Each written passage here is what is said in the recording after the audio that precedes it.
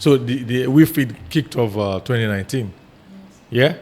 Wow. And I've seen on your page, you have like your report on from 2019 to 2024. 6 years now. Yeah, 7 years actually. Yeah, this year is going to This make year, it 7 years. 7 Yeah. years. Okay. So this Christmas, Yeah, 7 years. right? 7 years. Wow. And then you, Sam, you guys just go out on Christmas days. For now, you Yes. just do Xmas days. Yes. Why we is do. that? So I think also because I think it boils down to how we started. Yeah. Why we started. Okay. So like I said in the Dolakwa story, one of the things he also said was that it's Christmas and these people are looking, they're not looking happy and whatnot. So we and I was in school at that point in time. So we kind of Christmas was kind of symbolic for us because for the people that we started with, the founding team, about 11 of us, apart from the founding members. Okay.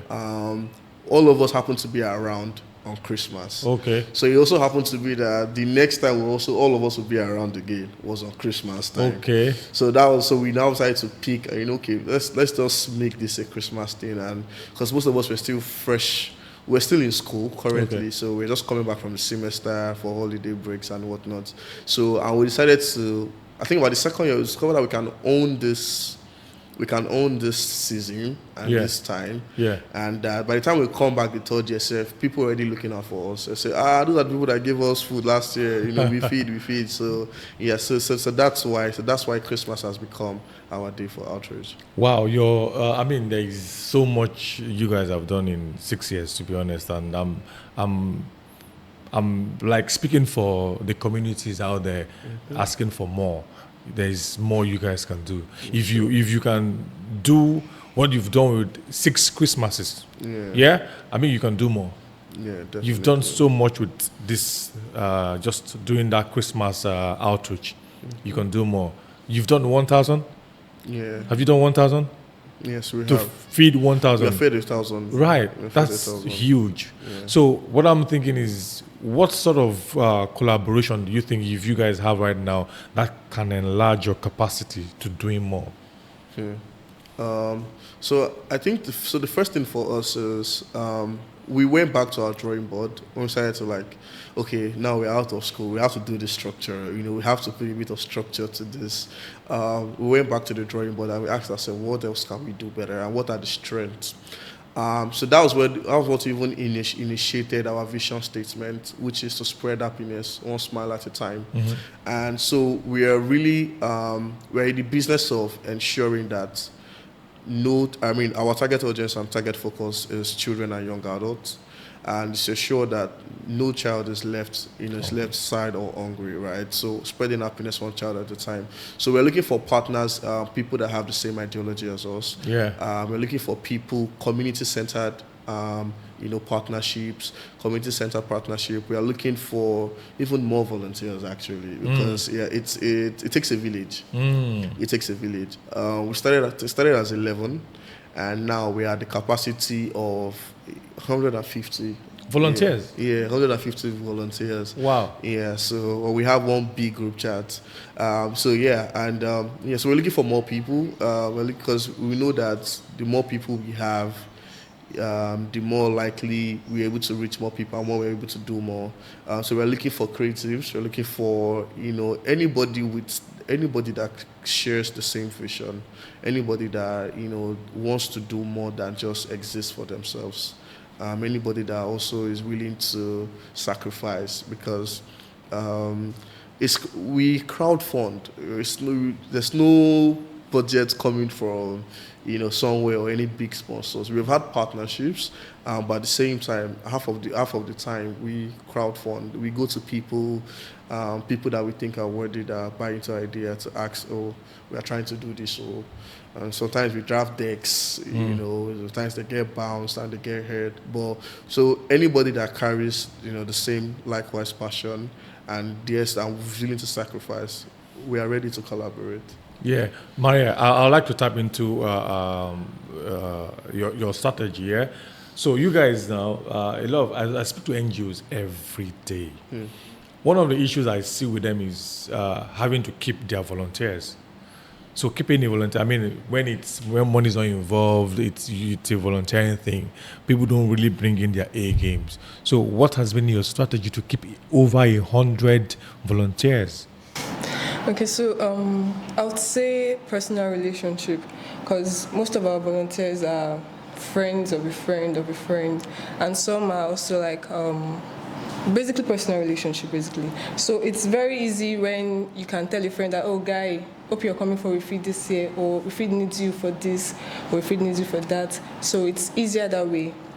So that's been our strategy over the years. And also, I think basically God does it too, because over the years we've had more people some people just say, okay, we saw you guys on Instagram and we joined through that, and they are very dedicated. Like when they see what we've done, they become interested and they see, okay, these people are not joking. So Do you guys make it in a way like competitive in a way to say, for instance, let me say I have a company and I like what you guys do, and more than anything, I want to appreciate your volunteers. I want to take 20 of your volunteers to give them like a staycation or vacation. What do you think that would do to the platform? Well, so I think so. First of all, it will. I mean, it will cause the right necessary, stir the right motivation. Right. So just to piggyback on what Maria said, I think another thing that we do is, so we don't treat our volunteers as volunteers. We treat them as a family. There's a reason why we use the word small group of people. Even if we're thousands by tomorrow, small group of people. We treat it like a community circle. So at intervals, we celebrate birthdays. We are part. So when at the point of onboarding, there's certain things that we ask of you, not just because we are trying to, obviously for KYC, but at the same time as well, so that we can also find out what interests you. Some volunteers are in not just because of not just because of some volunteers are in because they want to volunteer in one particular part. Okay. And so we don't welcome all through the gates. Yeah. So not that we say that, even if you just see you like the flyer, we just will welcome you to the gate. So it gives people a sense you can find your place within the team. Yeah. So you don't have some people volunteer to for the community management. Some people volunteer for operations. Some people volunteer for logistics in terms of distribution strategy. How we are so there's a place for everybody, and more intentionally as well when we can. We hold get-togethers. Yeah. Right. So we hold at intervals just to let people know that okay, fine, we are doing this. It's just come fun together. to be a volunteer. Yeah. Then after every outreach that we have, we also have like a mini party. Right. Just to even celebrate that, because it's Christmas Day number 1. Yes. Yes. So people are leaving families. People are leaving school. Yeah. I mean, everybody has a reason why they should not be outside on Christmas Day, including us, right? Yeah. But the fact that everyone is here, and sometimes they come to that, going out to go and give people things, it can be a bit of a heavy man's job, right? Yeah. So when people come back, we make sure that you are not left out of the Christmas spirit. So we also, let me use the word, minister to ourselves. So even if it's food, we share, and we have we just have fun with each other. Yeah. And we recognize maybe outstanding personalities all through the year. So so those are the things that we do to ensure brilliant. We That's keep people. so brilliant. You know what I'm thinking? I'm thinking like, okay, so mid this year, I was thinking of an initiative for public schools. How to initiate food bank. So we were given like an approval from the government to go to 17 schools in a Tiosa local government. So we've just done one. Wow. I see a lot of children go to school very hungry. A lot of kids are not even in school because of hunger. Of food, So I'm looking at your platform, even taking your initiative way beyond just the Christmas now. Looking at even public schools, taking food. Now you can begin to see that it's becoming even more serious. People now want to get involved in. Yes, we know it's not a bad. I mean, it's a good start. Now going further to schools now to say, is it possible? Let's even start with you guys right now. I'm asking right now. Do you think it's possible to have a food bank initiative in schools? Yes, it is. It is possible. Yeah. So we have a similar outreach. We're supposed to kickstart this year. Right. It's called Project Ignite. Okay. It's a secondary school it's a secondary school outreach. Okay. So the plan for Project Ignite is to hold a 2-day empowerment, not necessarily empowerment, but a 2-day outreaches on these secondary schools. Okay. Because we another thing again in our core values that we are also trying to entrench. Apart from the SDG goals, no zero hunger and whatnot, we also want a developed mind. Yeah. Yeah, because it's easy for you. I mean, you can have a full stomach and an empty brain. Yeah. And it still doesn't. You don't. I mean, you're lacking somewhere. It's lacking somewhere, Yeah. right? So we want to sit at the 360 view in terms of human development in the best way we can. Yeah. So we're looking at Project Ignite is supposed to help us bridge that gap. So we're looking within ourselves. Maria has close to 6 years of being a senior audit associate. Okay. We have people that are into Web3, cryptocurrency. Just open these young minds to the possibility of more. Yeah. Open to myself possibility. I myself am a creative director. So there are things that I do, and catch them young, like they say. Yeah. So we also now, so that will be the first phase. Then the second phase will now be what we do, what we are known for. So the feeding part and everything. So it's possible. I think so. We have very much built the structure for it. Unfortunately, we had to pull back on the plans due to 1 or 2 internal issues. Okay. Yeah, but I think that has been resolved now. Okay. So with our plan is to also resume back between this first and second quarter. So we are looking at Children's Day. Yeah. Because another thing again that has been difficult for us is to get the consent of schools. Yeah. So one of the things that even pulled us back is when we approached a couple of schools early this year that we wanted to do this. We had a date in mind. Okay. A date that will be convenient for all our volunteers because we can't do this alone. Yeah. And bureaucracy and whatnot. So they have to write to their hair. So Yeah. all of those bottlenecks are the things that really gave us hiccups. Considering that when we finally got a date, it was already too late because we had to kickstart campaign for December outreach again. Yeah. So we are hoping that by next year.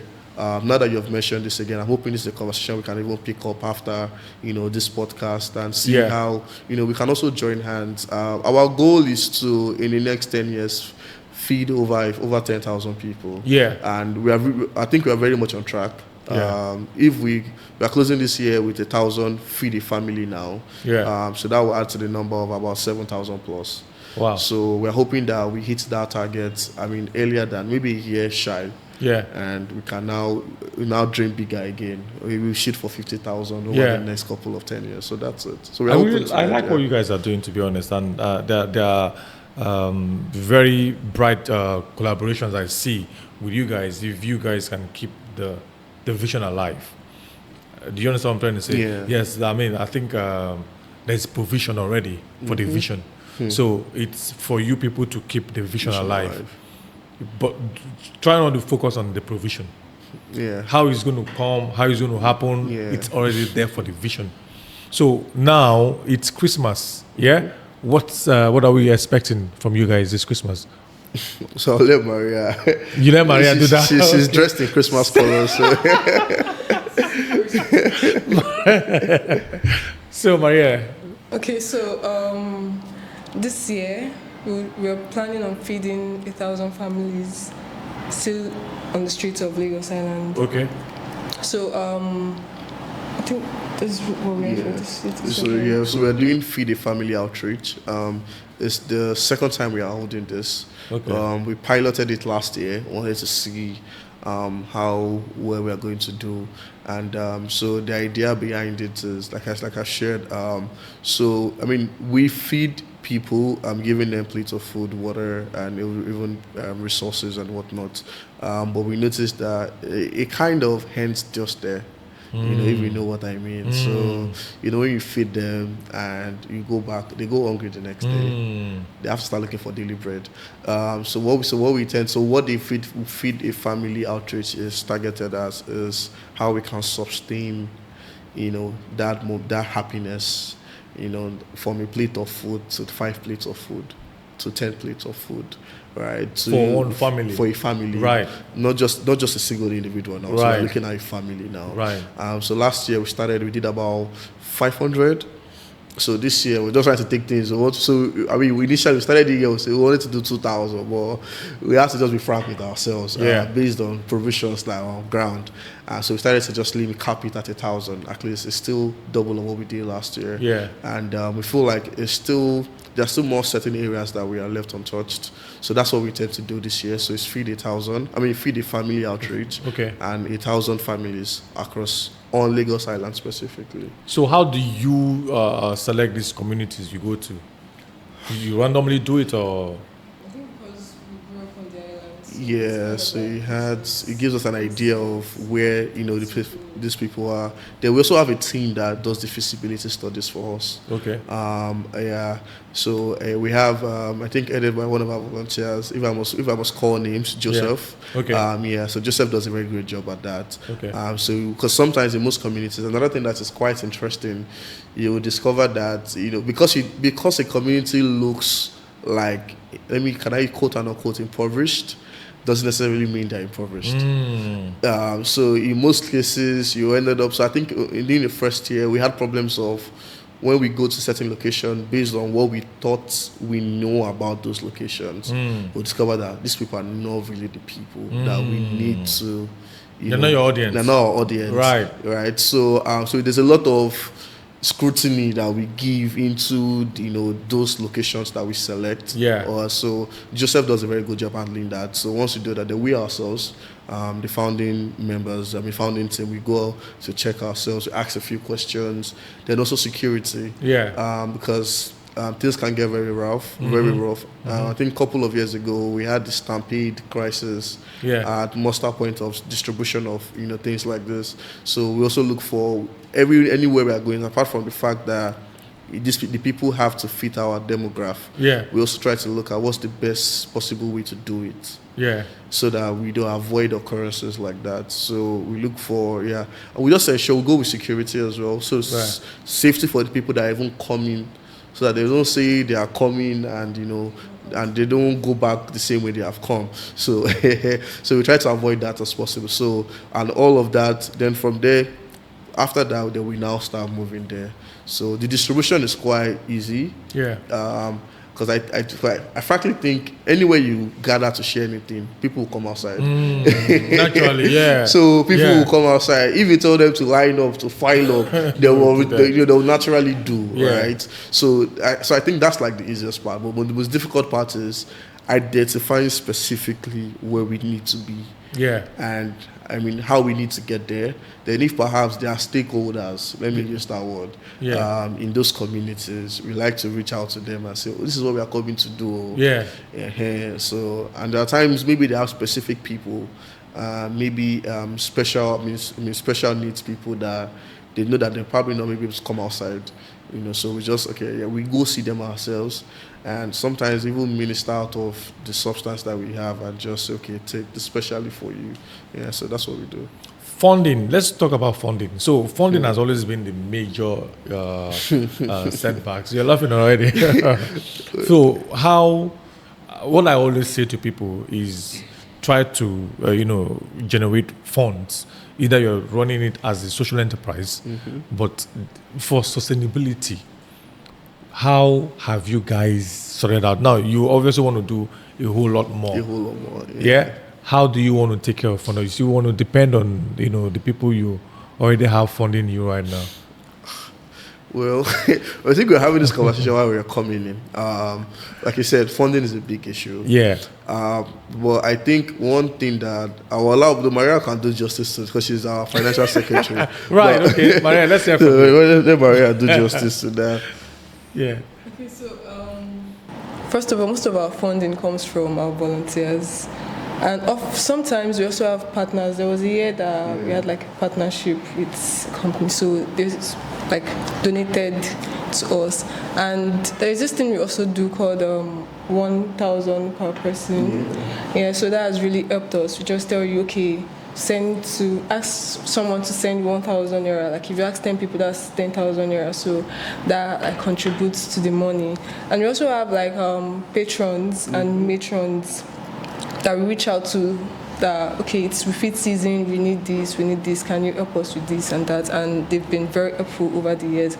So basically, just volunteers, donations, and partnership once in a while. I mean, you guys need to get more creative. You need to, when it comes to raising funds. You know what I mean? So this, I understand in this part of the world, Nigeria, it's difficult when it comes to funding. Do you understand what I'm trying to say? But if you look at the Western world, there are ways to do theirs. For instance, we have a lot of restaurants out there, and with WeFeed can look at these restaurants and be like, what are these restaurants looking out for? What do they want? They want publicity. You want to say something? Go ahead. No, I was about to reach out to brands. Yeah. But I think I like the approach that you're bringing. Yes. Yeah. So it's a different perspective from how we look at it. Yes. Yeah. So they want publicity. So how can you give them publicity for them to, in return for something? Yes, something. That way you are raising consistent funding from them, because they can. These guys will want to ride on your back. Yeah, now momentum. That's what I'm trying to say. So, and you have so many restaurants that would want to collaborate with you, as long as you're giving them what they want, which is publicity. So, how do you think you can, merge that together too? So, that's a very good view. So our approach to funding, I think also because we. What affects the top affects the rest of the body. Yes. So Dolapo, our visionary officer, he has a very interesting mindset or perspective. Left to him, if if the budget for WeFeed, can come out of pocket, he would literally go he will give out of his pocket. Right. So what we try to do is for every year, we primarily that sit at the founding table, myself, Maria, and Dolapo. We kind of have like a responsibility in terms of financial obligations that we have to fulfill, just so that we keep the vision alive. So let's imagine another impending COVID happens. And people can't, because I think the COVID was also very, very, very an eye opener here for us. So we also try to do like loyalty rewards program for our patrons and matrons.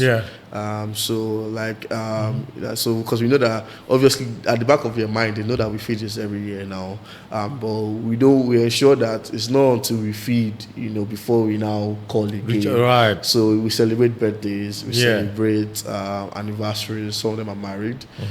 So we have like a loyalty program that will ensure that these people keep us top of mind, and just to ensure that they also come. Another problem that we have had with partnership, which I must say has left a very bitter taste, especially in terms of our own personal experience, is that so most times when people reach out to small bodies like us to partner with things like that, they tend to, let me use the word, swallow. So it's been kind of difficult to mitigate that. Where you're trying to say, well, because you can't say because they're 40-90% of your budget or 70% of your budget. So how do you contest to that, right? We almost had a partnership that there was a partnership we had in review in the pipeline at a certain time. For the Christmas party, and that almost worked out, but they wanted us to change the date. And they wanted us to even restructure the entire thing. We wanted to throw a Christmas party. And they wanted us to... So by the time they were talking, they had like... it just felt like at this point we are just the event planner for you guys. So they were just going to hijack They the were whole just idea. going to hijack Right. the entire thing from you, you know. So, I also get from their perspective Yeah. because they need us in as much as we need them. Yeah. But we have, I think so. One of the areas that we are currently working on is trying to see how we can have certain conversations to certain level that it's a joint collaboration effort. We want to partner with you as much as you want to partner with us. But we need to, all hands needs to be on deck. Yeah. And we need to have like a clearly defined impact and all the output is going to be. So it's a work in progress. We'll also borrow a couple of the ideas that you've shared, and see how we can also pick that up as well. We are not here for cock and bull, right? It's feed. So even all our creatives, this is the problem, let's see how we can come together, we can solve it. And also because a chunk of us, like we also discussing on the way, we need to be more intentional about also our presence now, in terms, like you said, putting faces to the brand. So that's why this platform, the platform you have given to us is such a great opportunity. Right. Because it's our first step to actually committing to what we've said we will do. We have said we'll do it for a while. We have never gotten the chance to do it. Wow. So, you won't even see me in the videos. Wow. You won't even see me in the videos. So you'll probably see Maria, but you definitely won't see me. You probably will not even see Dolapo. Okay. So because we are always behind the scenes, ensuring that everybody's working and everything's get done. But now we have noticed that it is now as important as the work itself. That people can pinpoint a certain personality into what they associate with. And we're hoping that this is the beginning of more to come. We are more intentional about people's faces. But we just know that the next couple of years, especially going into our 10th year, our first decade, will be more strategic. We'll also be more intentional about things that. Because maybe let's give an excuse that we were teenagers then. So we said we were teenagers then. Now we've come into maturity. And we are looking forward to being more strategic about how we do things and why we do things. Wow. I feel like clapping for you guys, to be honest. Wow, this is good. This is good, Sam. Nice. So what is that, finally, before I let you guys go, there must be that government policy that you think should be enforced to help you guys, maybe going to communities or, I don't know what challenges you go through, but you feel if government can enforce this, it's going to make your work a whole lot easier. What is that thing? So I think for policies, one of the things that I'm always been a very strong advocate for is intentionality about the grassroots. We have 3 tiers of government, but at the same time, it still feels like there's still a disconnect between, the local government, which is supposed to be closer, closer to the people than the actual thing as it tends to be, because we grew up in Lagos Island. And the reason why we are picking up of Lagos Island is because that is our home, right? Although we are currently also hoping to expand over the years into touching other points. But then again, we have people in the government, and certain things are still bad. If you look at is it Jankara or something? Yeah, Jankara is a pop. It's still flooded. It's been flooded for years. Right, so these are people's houses. Those are slums, area stays. There's a place that we go. You see it in our videos. It's under a bridge. And last time we were there, they just gave birth to a child there. So they brought the child outside as we're literally walking in. Someone just gave birth under a bridge, right? And so more intentionality from the local government. Just if it trickles down from the federal to the states, it's easy, right? So more intentionality about the people, because we are the government as well. So more intentionality about them. I would also love that there is a cultural awakening. I know that we are going through tough times as a nation, but it's tough everywhere, right? US will complain, Russia will complain. It's tough everywhere. But we need to have a cultural reawakening about what it means to not live for ourselves alone. not live to ourselves alone. So if there's anything that the government can do to ensure that it will be a great help for us, because when people realize that not only are you meant to live for yourself, also your life also matters in terms of the impact you have on others, then some of the problems that we have to solve, we probably will not need to put in as much effort, as without doing. Everybody's playing a part of the bigger role. So we need a cultural awakening as a people, especially in this part of the world. People need to be more intentional about how they react to other people. There are so many points whereby I think last year, while we were coming back from an outreach, one of these Lagos thugs hijacked our bus. And so you ask yourself the question, why, right? We're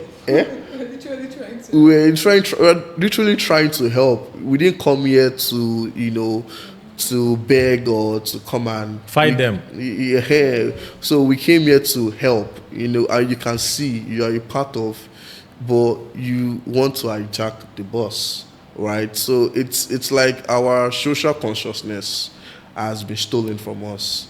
And so anything the government can do to enforce, or rather to encourage a social awakening, that there is, we can be better as society, as human beings to other people.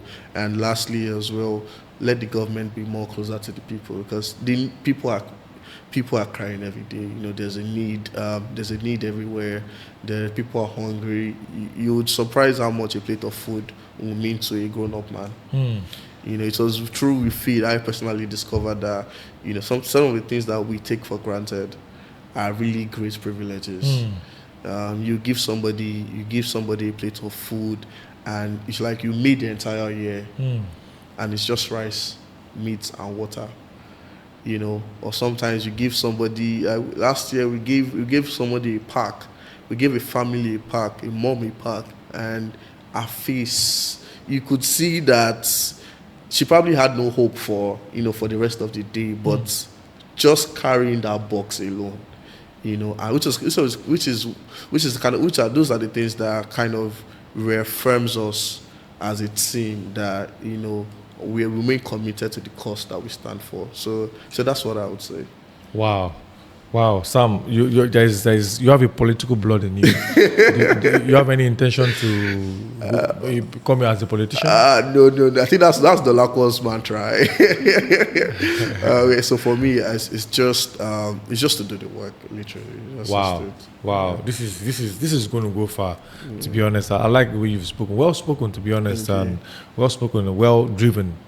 As well, to be very honest with you, and I haven't seen anyone like you before. Oh, thank you. To be honest, I think you probably don't know that you have the political blood in you. I don't know. This is the first time I'm hearing that. And they probably will hijack you one day and come and fill in this space. To be honest, and I'll remind you. Okay. Because on camera, I remember I told you so. So what I want you to do, Sam, is look into the camera and say one or two to the people out there. What message you have for them? Okay. Good day, everyone. My name is Sam, and co-founder, project coordinator for WeFeed, the WeFeed Humanitarian Initiative, and we are. So, am I solicit? Can I solicit or? Please go ahead. Feel free. Okay. Yes, please. And WeFeed, we're a small group of people, small group of like minds who are committed to a greater cause, to ensuring that we spread happiness. And one smile at a time. We are committed to ensuring that no child is left hungry, no child is left sad, no child is left without proper, adequate care. And this is us reaching out, soliciting, and asking that you come partner with us. We are ready. We have the right team. We have the right infrastructure, and together we can do great impact, and we can do more together. Thank you. Nobody's clapping for Sam. I'm going to clap for him. Well done, Sam. So you're the spokesperson for your platform as well. Yes. Yeah. Yes, well done.